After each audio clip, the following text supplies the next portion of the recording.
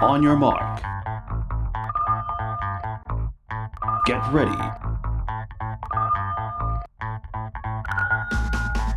It's time to go the distance. For sports news and sports review, get ready. It's The Pitch.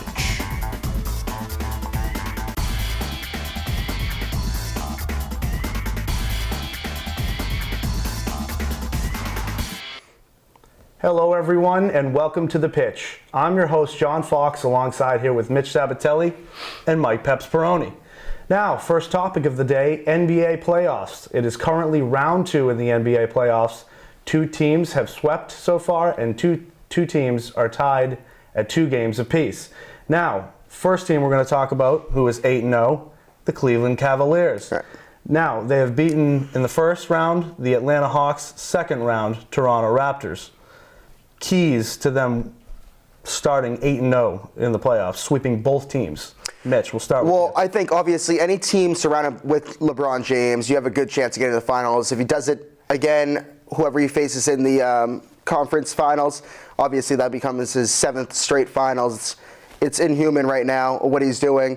And now that the fact that they've surrounded him with enough veterans and let him, ISO go one-on-one and dish out back to his three-point shooting. If he's getting double covered, Kyrie's been playing really well. Kevin Love's been playing well. Korver. I like their new additions with Korver and Darren Williams. And realistically, Toronto just doesn't have anyone that can match up with LeBron James. Nor did Atlanta, nor does Boston or Washington. He's just too big of a physical specimen. He can play too many positions. And yeah, I see them coasting maybe one loss next series here. But they're going to be in the next finals as well.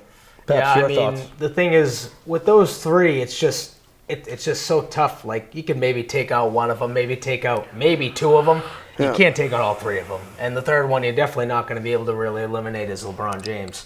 He's scoring almost 35 points per game. They're scoring over 70 points per game in the playoffs on average with the 3 of them combined. Him and Love have a great connection with passes down the court. They can run the fast break. They can shoot threes. They got Fry coming off the bench. They got Smith draining threes. Everybody can shoot. And you have, on top of it, let's just throw in there Kyle Korver on top of it. And, they can do threes, they can drive, they can ISO. Isolation is one of the huge things. ISO is a huge part of the reason why they can because one-on-one, you can't match them up one-on-one. You can only have so much help on the floor. Yeah. They're just too dominant. They're too dominant for the East, and they're almost too dominant for anybody in the West almost. I thought it was funny too how Tyronn Lue said that he has the toughest job in sports, not only in the NBA but in sports. Are you really? I think it's the easiest. Actually, just I think it's the easiest. Eric Spoelstra didn't have the toughest job when he was coaching LeBron. Now he barely makes the playoffs. So I think having LeBron on your team, I see his point there, saying how it's tough to coach somebody that good. But as terms of notoriety and media attention, I think it's the easiest job there is. Just give LeBron the ball and see what happens. But yeah, everyone keeps on talking about this switch that they keep on turning on in the playoffs, and it happens every year. Everyone says, "Oh, I don't know if they have enough defense. I don't know if they have enough bigs." I don't think the East has enough. Period, and that's why LeBron keeps on winning each He year. steps up huge every year in the playoffs. He's great. He holds up to his word every time. And he never gets hurt either. That's the greatest thing about him. And he's too big. If he wins again, I think that the argument becomes not only is he number 2 of all time, I think you're getting closer to Jordan territory. He's not there yet, even if he wins. But I think if he wins another one, he's definitely clear-cut number 2. Yeah. Okay. Moving on to the second 8-0 team in the playoffs, the Golden State Warriors. We'll start with you on this one, Peps. They just have depth all around also. It's just their four key guys are scoring an average of 80 points per game between the 4 of them, and Green, Thompson, Curry, and Durant. Durant's just I see it as the best player on the team, and then to have the next person being Steph Curry as your second best player on the team, with Thompson and Green being 3 and 4. It's not even fair. You're just throwing in a 5th guy just to have somebody at that there. Point, when you go to Utah, it makes sense that you just worry about the nightlife and not the games. Oh, right when that series came on, I was like, the fact that this is even considered a series right now is appalling. Yeah. Because they won by default because Blake Griffin was hurt. Draymond Green was on the radio or television. Well, I think they Draymond played them Green. well. Yeah, he was like, no, they were there the whole time, man. They were, battling. I was like, no, they're bad. They're bad. I think Utah played them well even when Blake was there, and they had a really good year, and their defense is really good. They would have lost if Blake Griffin was there. Yeah. They would have lost that game because they were. All that aside, it's just they're just too tough of a team. Too many weapons. The threes. You got Durant. You got Curry. They can just take anybody off. I mean, the biggest thing is the biggest Iggy. I mean, and then you got. I think what the biggest factor for them moving forward would be to beat a team like Cleveland in the finals would be Draymond Green. He's putting up almost triple-double numbers himself. Almost. He can pass. He can shoot, and he can grab the boards, and he's the real heart and soul of that team, to be honest with you. I think they need big efforts from him consistently moving forward if they're going to win the championship. Yeah, definitely, if they get there, he needs to stop his childish antics. Yeah, I think that was kind of ballsy, no pun intended, of him calling Kelly Olynyk the dirtiest player in the league when it could be him. Suspended for but game 5. I think the fact that one thing Peps didn't mention is the whole thing about going on with Steve Kerr. It might have been sarcasm. No, I think he was just saying that just to get more media attention. But obviously Steve Kerr still has that issue going on with his back and all of his medical issues there. And for them to be, coming together, obviously everyone always plays devil's advocate. Yeah, you're going to lose all the depth. Everyone's talking about losing Harrison Barnes and the big Festus Ezeli. And they got rid of Bogut. And Bogut as well. They lost all their depth there. And how is this team going to gel? Curry taking that reserve role, like Pep said.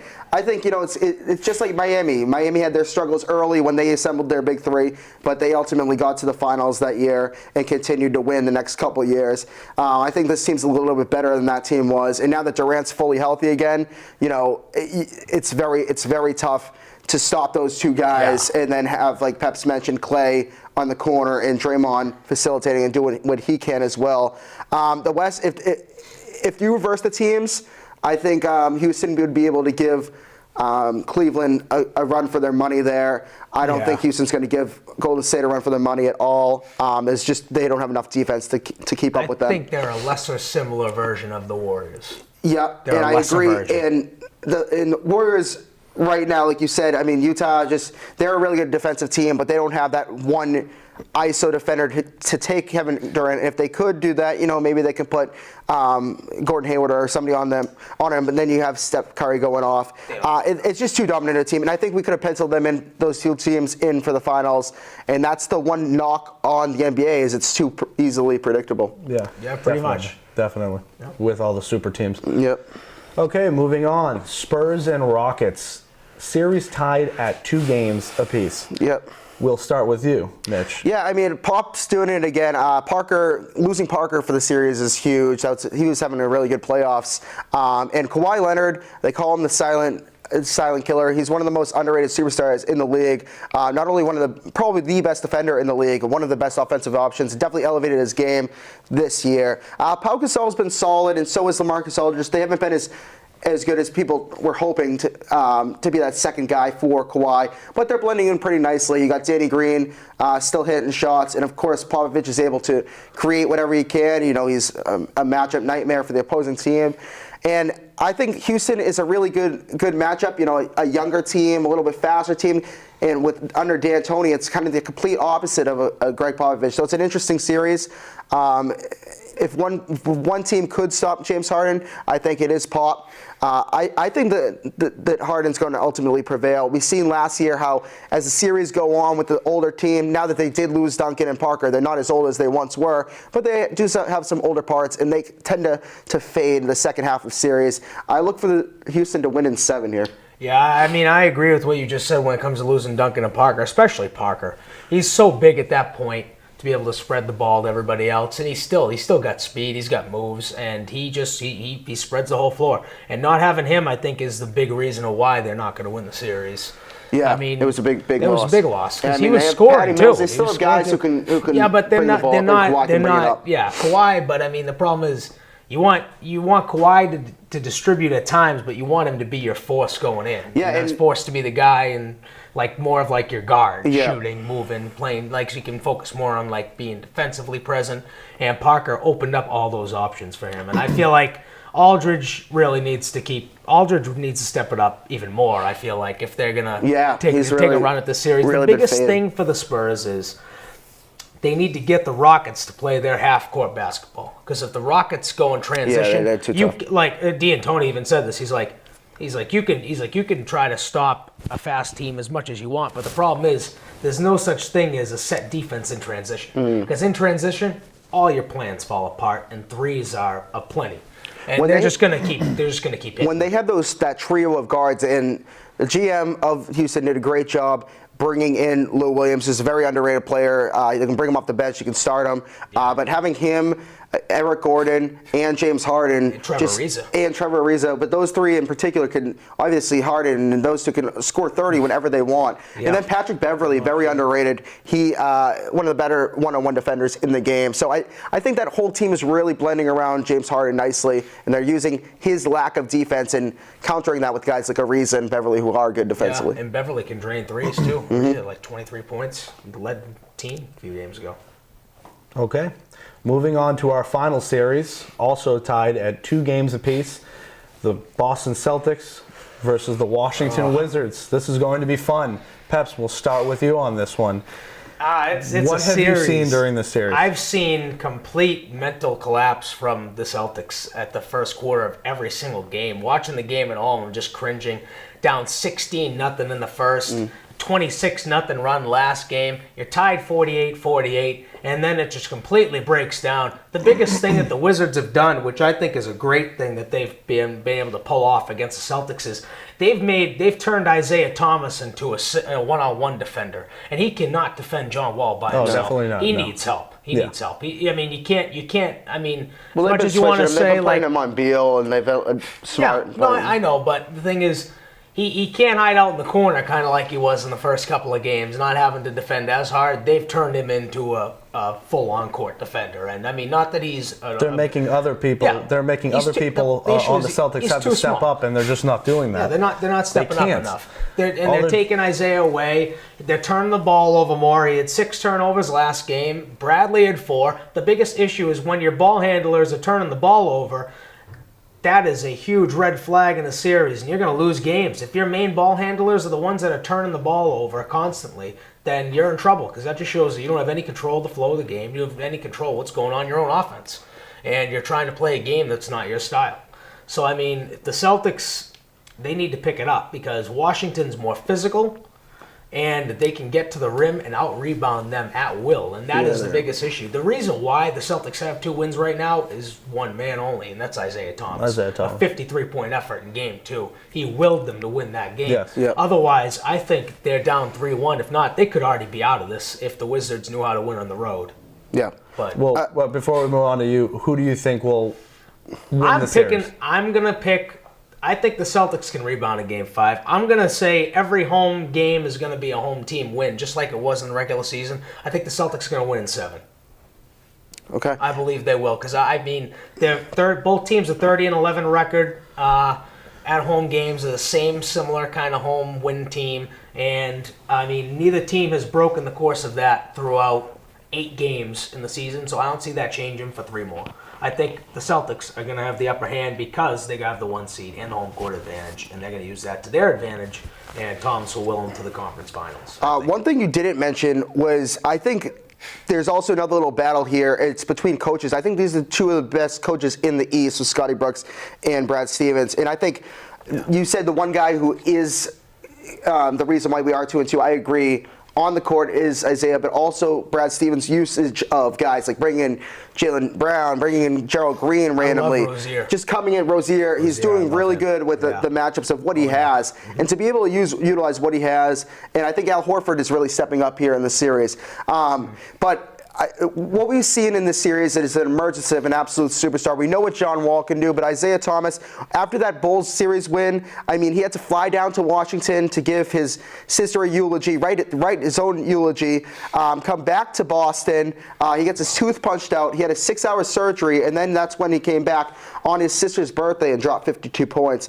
What he did in the first 2 games is remarkable. With that said, I think the Wizards have outmanned them, and when Gortat's not in foul trouble, we have nobody down low that can stop Gortat. He got fouled out in game 2 when we won. And the Celtics have only won maybe 4 quarters of this entire series. Washington has outmatched them. Do you know how many 40-point quarters they've allowed in these 4 games? Is it 5? It's actually 3. Yeah. It's pretty terrible. Yeah, it's 40-plus point quarters. They were down by at least 15 in every single game. Yeah, that's crazy. Or another. And That's supposed to be this last you can't game. win a series like that. Speaking of this last game, Celtics are winning at halftime. How does one team go on a 26-0 run? Yeah. That is like 2K right there. That is like on game. beginner mode right there. I'd like That to is blame. horrid. You can blame Brad Stevens, but I Isaiah really wasn't don't. there. I don't think you really can, though. I mean, because the thing is, it's like he thinks like Popovich thinks. In It's a way, a you know what I mean? one-man Like, show. It's not his. It's the thing One is, player that needs he- to step up is Jay Crowder. Yeah, and Avery Bradley. He's And not Avery doing Bradley. one. Avery Bradley. Marcus Smart as well. I feel like Avery Bradley's just Al's played every well. game. Avery Bradley is getting injured and he's You playing can't- through it. And Yeah, but you can't expect the Celtics to, drain 19 threes and have Isaiah go on for 52, 53 points and barely win. I mean, you need to. This is they used to be a really good defensive team, not so anymore. They're a very good 3-point shooting team when everyone's hitting the threes, like you said. Jay Crowder hasn't been, and Avery Bradley hasn't been. Marcus Smart is not a 3-point shooter. I don't know why he continues to to think that he is. But in order for this team to win, Isaiah needs to be perfect, and the 3-point shooting needs to be perfect. They're going to come back and rebound Game 5, but they are ultimately going to lose in 7. Wizards will win in 7. I believe the Wizards will also win in 7. I don't know. I just with the kind of defense that they've been playing and that they've been displaying the whole entire season, those 53 wins were like a scrounge for 53. Yeah. Like there was a lot of games where I mean. We could have at least lost like 20 of those. Yeah. Yep. Hey, they did it. They did do it though. So They did. hey, I got to give credit. I mean, he should be in the running for coach credit of the year is noted. easily. Yeah. Yeah. I mean, Yeah. All right, moving on. NHL playoffs. First series we're going to talk about is the Ottawa Senators versus the New York Rangers. Ottawa is currently up 3-2. They play tonight at 7:30. Thoughts on this series, Mitch? We'll start with you. Ottawa's a really good team, and I wasn't expecting this. They buried our team, Bruins. Their defense is really good. Craig Anderson's been stepping up at goalie there. They can get offense from Hoffman. They can get it from Turris, and obviously Ever Karlsson's one of the best defensemen in the game. Definitely not a fun team to watch. They're not fun. Yeah, they're really not. Very boring. I'd like to. I could be completely wrong here. I'd like to think that New York ultimately wins the series with the establishment of Henrik Lundqvist behind, I was going to say home plate, in the goal, and that offense that they have had for so long. But I am a little bit shocked at what Ottawa's doing. But I will say the experience of Lundqvist and that offense is ultimately going to have New York prevail, win in 7. Okay, nice. Peps. I think New York's going to do the same thing they do every year. And the Rangers in the playoffs, I think they're just going to lose the series. I mean, I don't see them. I don't see them coming back from this.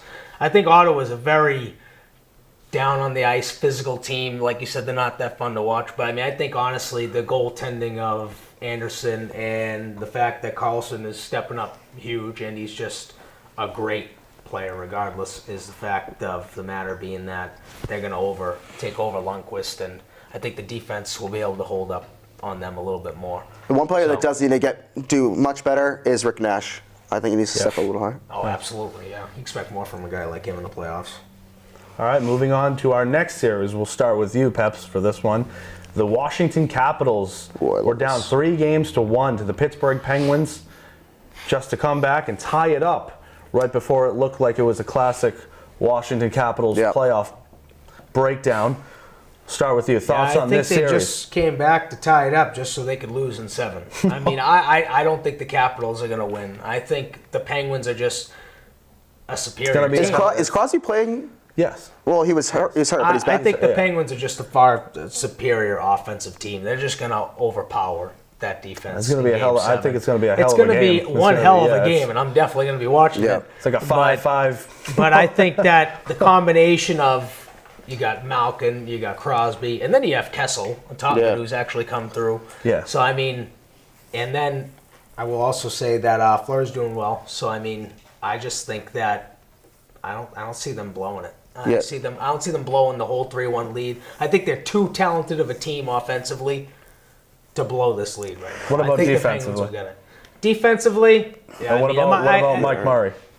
I think it might be like, I want to say the game could be like a 5-3 Penguins. His goal on average is usually like 270? Yeah, well, I mean, Fleury's still in there, but Fleury? Yeah, Fleury's still in there. Yeah, I mean, I think they're just using him for his experience. Right. This is a little bit different. I think this is one of the best rivalries right now in not only hockey but in sports, is because of the whole one-on-one with Crosby and Ovechkin. Yeah. But this is the first year. How many games did Fleury and Murray split? They split a lot in the regular season, but I think Fleury's been down. Yeah, Ovechkin's been disappointed. But this is the first year where I think Washington does have as much depth as Pittsburgh does. Oshie's playing out of his mind right now.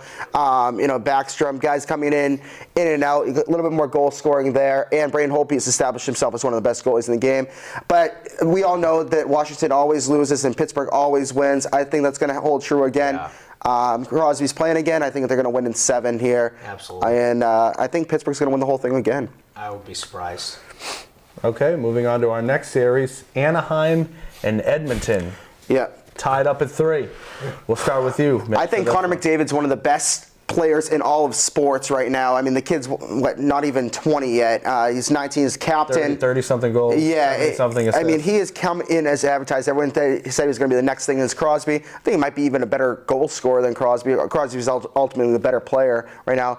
But Draisaitl, I don't know how to say his name, but Draisaitl's playing really well. 16 points this postseason so far. Letestu, guys, like I said, really complimenting McDavid pretty well.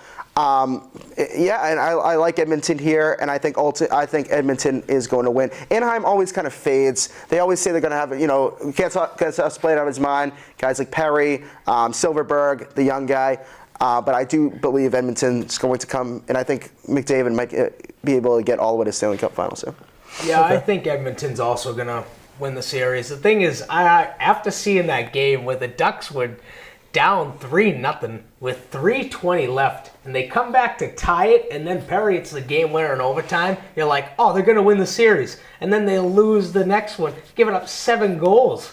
I mean, the thing is, Drysdale... Draisaitl. I wish I could pronounce his name. You just give the initials. All right, yeah. Leon. I mean, I've never seen a player have the ability that, regardless of what the other team does, be able to dominate a team so great as well as he does when he sees the Ducks on the ice. He's been incredible this series, and I mean, I just think Edmonton's too fast, too tough, and they're going to take Anaheim out. Yeah, they're too young. Yeah. All right, in the final series that is already over, the Nashville Predators have beaten the St. Louis Blues 4-2. Peps, we'll start with you. Keys to Nashville winning that series. Keys to Nashville winning that series. I mean, I think the biggest key of all has to be the netminder. Yeah, I mean, I love Pecorino. I've always ever since I really got into hockey, when I saw him and the way he played, it was back when I thought him, and then when Brizgalov was on Phoenix, I was like, oh, these guys are awesome goalies. Yeah. And his time has come to finally be able to show off his stuff in the playoffs. I feel like he hasn't really gotten much chance over time. Nashville never been a really strong offensive-based team. They're very good defensively. I mean, with the save percentage 95, and he's given up less than a goal and a half a game, and he's got 2 shutouts. I mean, he's the biggest reason for me of why they're in it. Also, you got was it Weber too, right? Yep. So I mean, he's still in that team. He's still defensively a beast, and he can play. I mean, I just think I think it's No, they don't time. have Weber. They have PK Subban. Trade him. Subban. Oh, Yeah. Shit. Okay. But I think Nashville's really good, and I think Pecorine is, the experience is really helping him here. I think whoever was going to win the series is going to lose to either Edmonton or Anaheim. I think Edmonton is going to lose to Pittsburgh ultimately in the Stanley Cup. But Nashville's doing really well right now. I think Ryan Johansson was a great addition for this team. Philip Forsberg's coming into his own right now. And, St. Louis, they always give a solid showing, but they never really take that next step. The goaltending is always an issue. Defensively, they're always pretty sound. Tarasenko's a good goal scorer. But, I picked Nashville to win the series, and they did. I think they're going to get killed by Edmonton. They're just too quick and too skilled.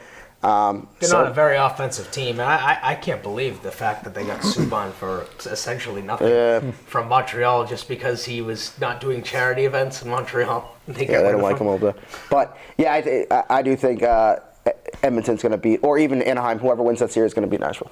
Okay. Yeah. Moving on to our final segment of the day. Briefly, we're going to talk about Major League Baseball. And the first topic, the New York Yankees. Are they the best team in baseball right now? Are they for real? Well, we'll start with you, Mitch. They could be in a couple years. Aaron Judge looks like not only the Rookie of the Year, but maybe the MVP right now. Once they get Gleyber Torres, a shortstop, back, Gary Sanchez hasn't even been healthy. And CC Sabathia is pitching pretty well. The problem is their division. Boston, once they get Price back, now Gary's back. Yeah, Gary's back now. But Red Sox with their pitching and Benintendi coming on, and also Baltimore is almost just as good offensively. Keys to them being. Maybe I should let Peps. Yep.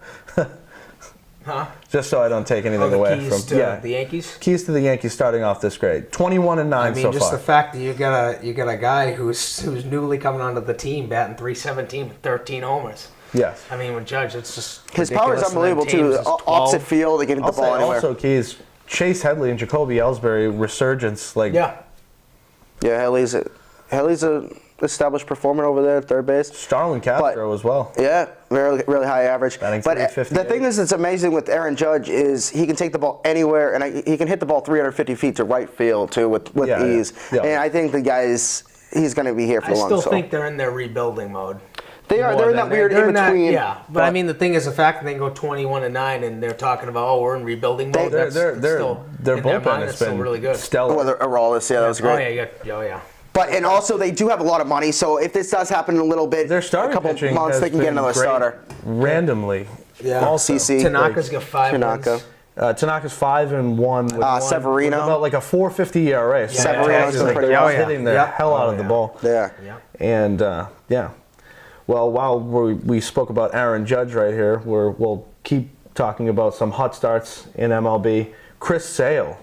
We'll let you take this one, Peps. What are your thoughts on Chris Sale? I think Chris Sale could possibly be undefeated if he had a team that could hit behind him. 3-2 with like a 1.95 ERA and like 70-something Ks. He got 17 runs for him the other day. The big difference in a guy like him compared to the other but he was already out of the game that they've had in the past is he holds himself to a consistent high standard, and he'll let everybody know what he thinks about them if they're not doing a good job either. So, the thing is, I feel like he sets the tone, and he doesn't let the pressure. He's the first big-time paid free agent I haven't seen let the pressure get to him coming to Boston like a lot of these other ones have, and I think he's just going to keep doing even better. So, I don't see how he gets. You could see it in his press conferences too. He takes that game when he was going up against Baltimore, and the opposing pitcher was against Tanaka, and he said, "Oh, Tanaka just outpitched me." When he only gave up 2 runs and he went up 9. The thing is with Chris Sale is his swing and misses. He's had 10 Ks in each of every one of his starts, and he's 15 more Ks than the next best pitcher in the MLB. Okay, briefly, Eric Thames. I think it was a really good month. I don't think he's as good as he is right now, but I could see him hitting 30 and being the real deal. He had a really good. What did North Korea do to him? I don't know. He changed his stance. He's changed his approach to the game. But yeah, he's a 30 home run hitter for sure. And it's good player, good pickup there for Milwaukee. Would you agree, Peps? Yes. All right. Well, that's about all that we have for this episode of The Pitch. Be sure to follow us on Facebook, Twitter, the works. And until next time, have a good one, guys.